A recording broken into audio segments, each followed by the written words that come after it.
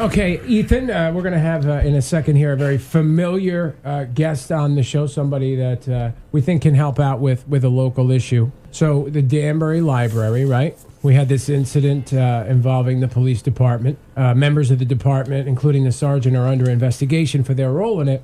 This YouTuber went to the Danbury Public Library with what we believe to be an agenda, right? It certainly seems that way. What did they call it? The audit? You called it the audit? An audit, yeah. And he had a confrontation between him and the police. When I say confrontation, I mean it was a spirited debate. We're on record as saying it's completely disrespectful. It was. At minimum. But it looks like an incorrect application of the law, but we're not First Amendment lawyers, you know? But what really stuck out to us was this guy refers to himself, this YouTuber that kicked up all this nonsense in our local area, kept referring to himself as a journalist in his videos. If you go watch his other videos, that's right. He fancies himself a journalist, right? Well, we happen to have one in the studio. He is the person that brings you all the research and information for the place you live. And years ago was our news director. We're joined by Mike Allen. Hey, Mike. Hey, Michael. Well, good morning, gentlemen. And, you know, I got honked off when I heard the word journalist thrown in there, just because, you know, for those of us who have truly been in the journalism field, been to journalism school, you know, understand the tenets of journalism, what this guy appears to be doing is not anything I've ever known to be journalism. And that's what bothers me about that. And, I mean, I don't want to start reading off resume stuff, but I mean, I used to be the president of the Connecticut Associated Press Broadcasters Association, and I spent 15 years of my life in journalism, and my college graduate degree is, you know, broadcast journalism. So I, you know, have studied the field, I know the field, I've practiced the field, and the number one thing about journalism that's really important is that when you go to work in the morning, you're supposed to put your biases, leave them at the door. And you're supposed to be covering news, information, activities, and bringing that to your audience. You're supposed to be doing this for a bona fide news organization. And the best journalists really bend over backwards to make sure they gain both sides of the story. That's what you're supposed to do. You're not supposed to be throwing your opinion into anything. You know, I may detest something that somebody says. I may, you know, inside, my personal opinion may be, I really don't like it. And that happened to me a lot over the years when I was covering news, because you get into some pretty contested issues. But you still have to give that person their due. If they're a public figure or something else, you've got to let the audience decide, not you decide, not throw your opinion into it. There's something called advocacy journalism, where you have sort of a thrust on something that you're going for. You want to show people that this is maybe wrong in society. But still, even then, you go and interview both sides. You might, as an advocacy journalist, ask tougher questions of the people that you're, you know, advocating against. But still, you give, you know, both sides a chance to comment. I don't see that at all. Right.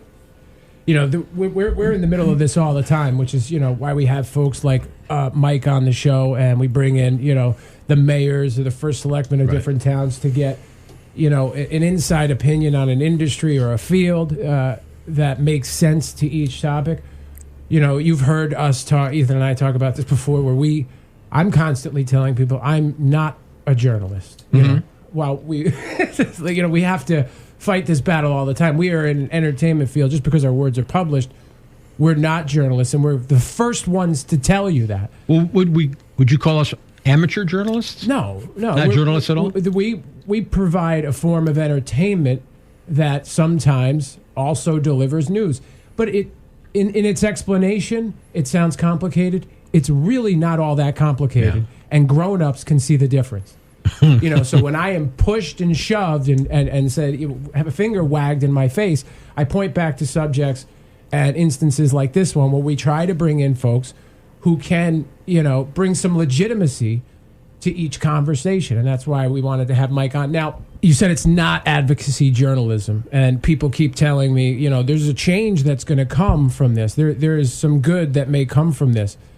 I don't see it that way. I see an outsider coming into our community and dividing the community in a very sensitive time with the police in this country, and we find ourselves in a situation where, again, it's you're either with us or against us. You know, you're for the police or you're against the police, and I think it's a much more complicated conversation to have.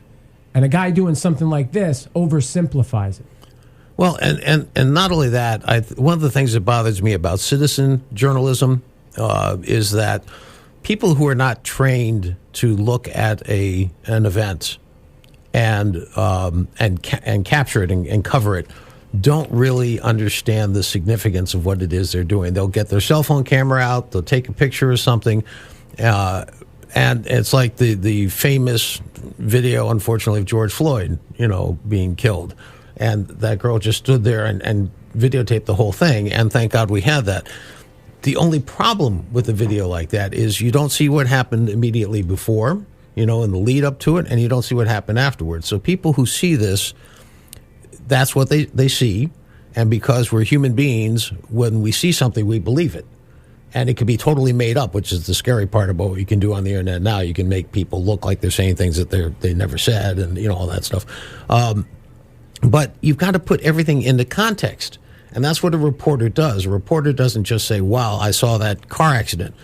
Why did the accident happen? What was happening 10 minutes before? Was somebody at a bar drinking? You don't know. All you see is the accident. So you've got to put all the pieces together. That's what police do. But anyway, I don't see the benefit or the point of what is going on with this, but that's my personal opinion. I just don't see it.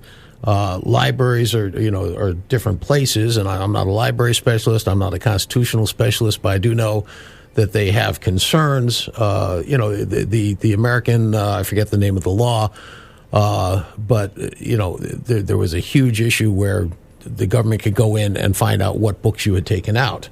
Most librarians will tell you that they avoid that, and they won't give those records out because they consider it sort of a holy thing that, anybody can come in and get whatever they want. They're there to serve the public. Now you have this situation where this person's coming in, or these people with these, with these cameras are coming in, and you have people that are in there, minding their own business, doing their own thing, and suddenly you're going to broadcast them. I mean, for what purpose, for what cause? I don't see what it's doing. It looked like they were trying to intimidate the police. To get YouTube hits. When I looked at 5 minutes of this gentleman's video, and I lost count of how many times he mentioned, I got 20,000 viewers. Right. I got 22,000 viewers. He must have said it 6-7 times. And I'm thinking, you don't have to be, Einstein to figure out what he's really, trying to do here. So that's my own personal opinion. He's now a public figure, so I can comment on him and give my opinion on that.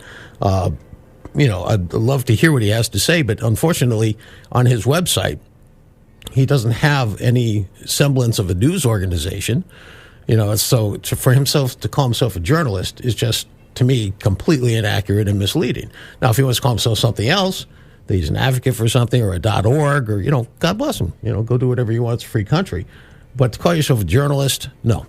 Coming to the conclusion that not a journalist. Mike, thank you for your time. Thanks, we Mike. Appreciate it. All right. And there you go.